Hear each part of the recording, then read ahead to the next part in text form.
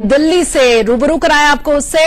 Jet Airways के कर्मचारियों ने दिल्ली के जंतर मंतर पर प्रदर्शन किया। अहम खबर दिल्ली के जंतर मंतर से आ रही है, जहां जेट एयरवेज के कर्मचारियों ने प्रदर्शन किया। कर्मचारियों ने कैंडल मार्च निकाला और सरकार से मदद की गुहार लगाई है। आपको बताया कि जेट कर्मचारियों की पिछले कई महीनों से सैलरी नहीं मिल रही है और इसी वजह से कर्मचारियों को घर चलाना भी अब बेहद मुश्किल हो गया है। इसके पहले भी कर्मचारी सिविल एविएशन मंत्री से मुलाकात कर चुके हैं। नागरिक उड्डयन मंत्री ने समस्या को दूर करने का भरोसा भी दिया था, लेकिन अभी तक समस्या दूर नहीं हुई है।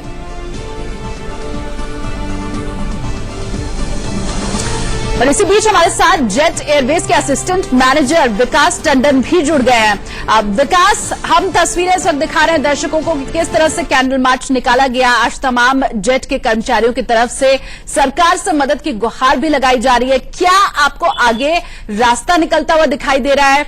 उम्मीद बन रही है कि अभी कोई मदद मिलेगी? देखिए, first of all very good evening to all the listeners and music.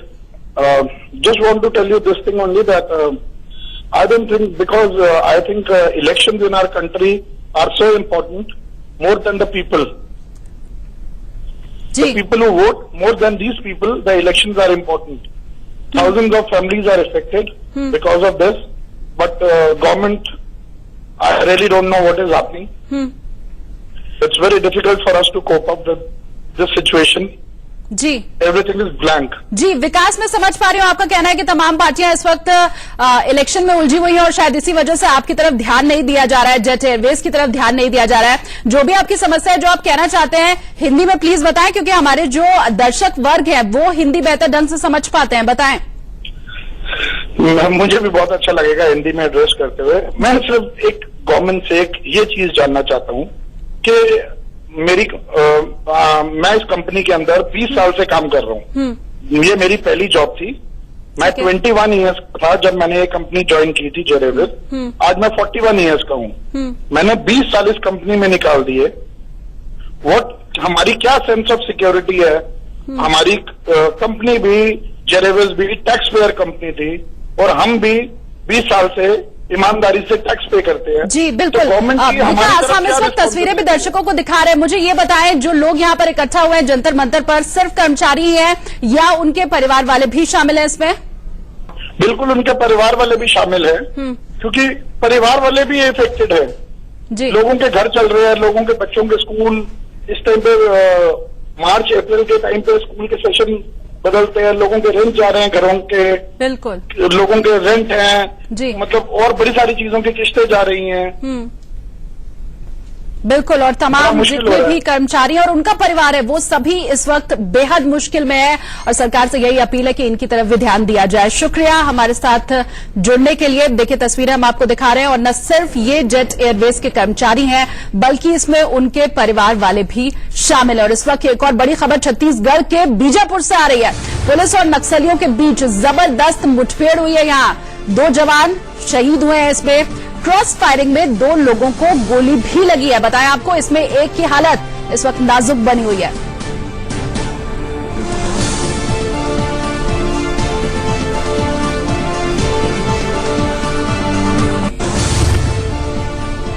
और अब वक्त है खबर सबसे तेज का, जिसमें हम आपको बेहद ही फटाफट अंदाज में दिखाते हैं दिन भर की तमाम अहम और बड़ी खबरें। तो चलिए शुरुआत कर लेते हैं।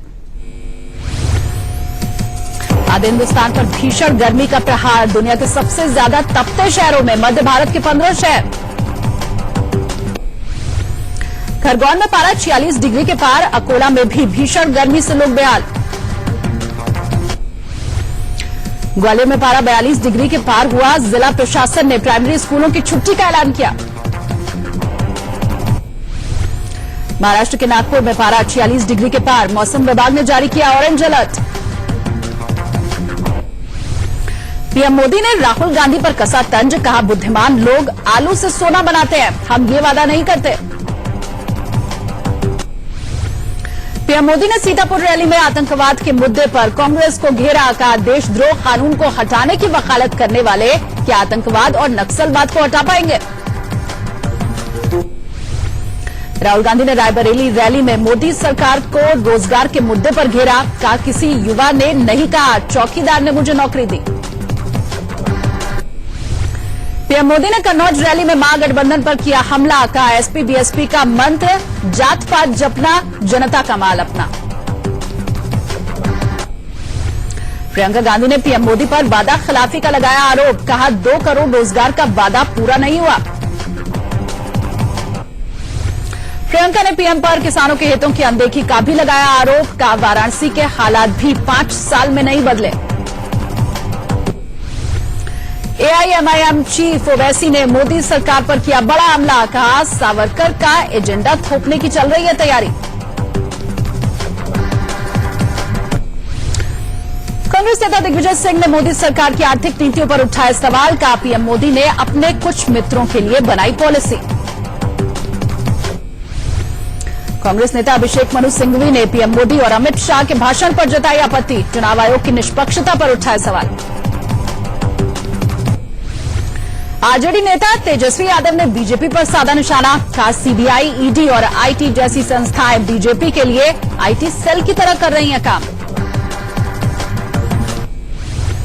गृहमंत्री राजनाथ सिंह ने आतंकवाद के मुद्दे पर कांग्रेस को घेरा। देश को कमजोर करने का लगाया आरोप।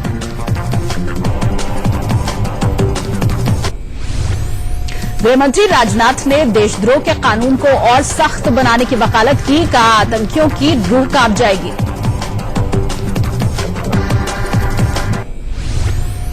जुन्ना वाले बयान पर कांग्रेस नेता शत्रुघ्न सिन्हा की सफाई। कहा जुबान फिसल गई थी। एसपी मुखिया मुलायम सिंह यादव ने किया बड़ा दावा। कहा लोकसभा चुनाव में बहुमत हासिल करेगा महागठबंधन।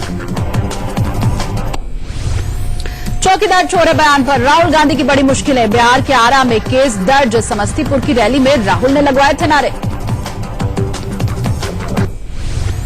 पीएम मोदी के खिलाफ विवादित टिप्पणी मामले में शशि थरूर की बड़ी मुश्किलें।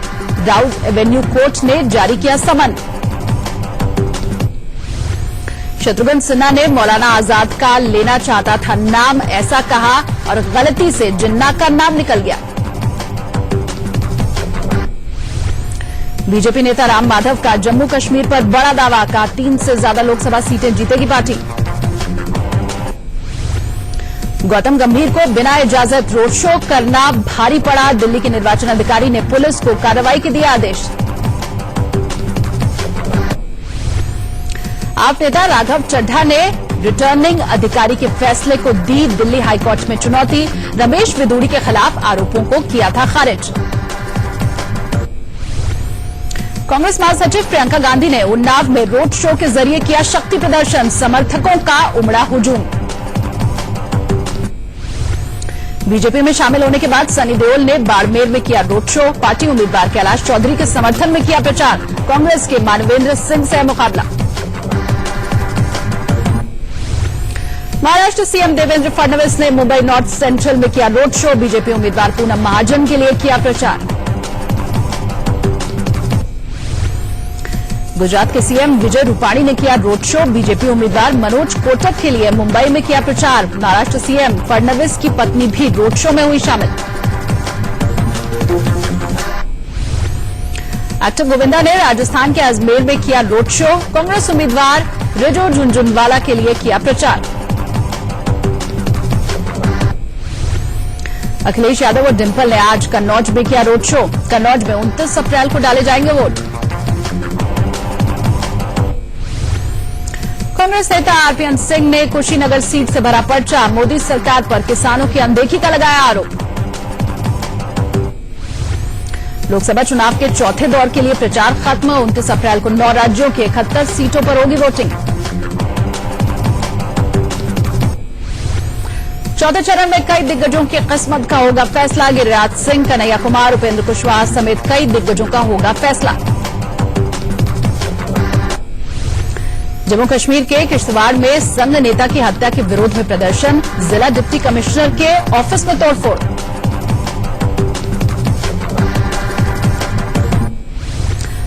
उत्तर प्रदेश में 10वीं और 12वीं के नतीजों का ऐलान। कानपुर के गौतम रघुवंशी ने 10वीं की परीक्षा में किया टॉप। बागपत की रहने वाली तनु तोमर ने 12वीं की परीक्षा में किया टॉप, का कड़ी मेहनत का मिला इनाम। 1 जून से शुरू होगी पवित्र हेमकुंड साहिब की यात्रा, बर्फ हटाने के काम में जुटे सेना के जवान। आरबीआई ने हल्के पीले रंग में 20 रुपए का जारी किया नया नोट। नोट के पीछे बनी है एलोरा की गुफाएं। 20 रुपए का पुराना नोट भी चलता रहेगा। गुजरात के बनासकांठा में महिला ने बदसलूकी करने वाले की धुनाई की। गाड़ी में बैठने को लेकर हुआ था विवाद, महिला ने की सरेआम धुनाई। दिल्ली से सटे गाजियाबाद में 12 बाइक में लगी आग। फायर फाइटर्स ने कड़ी मशक्कत के बाद आग पर काबू पाया।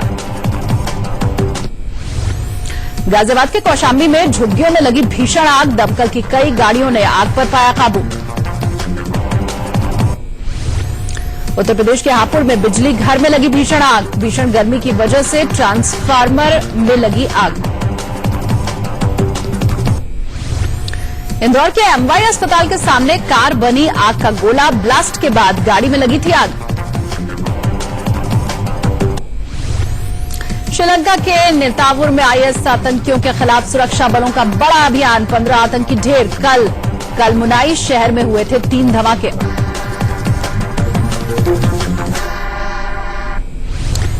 श्रीलंका के प्रधानमंत्री रानिल विक्रमसिंघे का बड़ा संकल्प, जब तक अंतिम हमलावर पकड़ा नहीं जाता तब तक चैन से नहीं बैठेंगे। अमेरिकी राष्ट्रपति डोनाल्ड ट्रंप ने की जापान के पीएम शिंजो आबे की मेजबानी। कहा जापान के साथ एक नए व्यापारिक सौदे पर काम किया जा सकता है। चीनी राष्ट्रपति ने शी जिनपिंग के बेल्ट एंड रोड परियोजना का किया बचाव। कहा गरीब देशों को कर्ज के जाल में फंसाना मकसद नहीं। पाकिस्तान की पेशावर यूनिवर्सिटी ने 2200 साल पुराना खोजा हथियार बनाने का कारखाना। इंडो ग्रीक सभ्यता में इस्तेमाल का शक। बीसीसीआई ने महिला क्रिकेटर पूनम यादव का नाम अर्जुन अवार्ड के लिए भेजा। मोहम्मद शमी, जसप्रीत बुमराह और रविंद्र जडेजा के लिए भी अर्जुन अवार्ड की सिफारिश।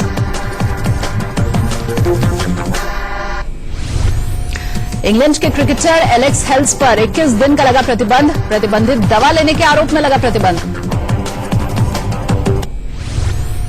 पाकिस्तान के खिलाफ वनडे सीरीज से पहले इंग्लैंड को झटका। कंधे में चोट की वजह से सैम बिलिंग्स टीम से बाहर। 20 दिसंबर को बड़े पर्दे पर रणबीर कपूर से भिड़ेंगे सलमान खान। एक ही दिन रिलीज होगी ब्रह्मास्त्र और दबंग 3। सिल्वर स्क्रीन पर फिर बन सकती है रणबीर और दीपिका की जोड़ी। डायरेक्टर अनुराग बासु ने ऑफर की है फिल्म।